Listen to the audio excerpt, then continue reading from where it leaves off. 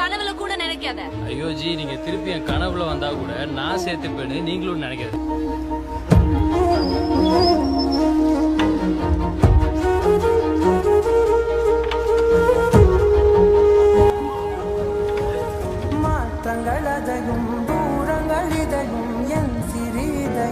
அண்ணா நகர்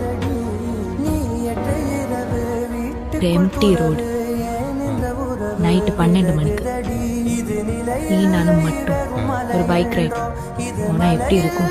சிறு மழையோ இந்த நொடிகள் கனவே எனவே உறவே சத்தமிட்டு சொல்லிவிட்டு முத்தமிட்டு தள்ளிவிட்டு போ.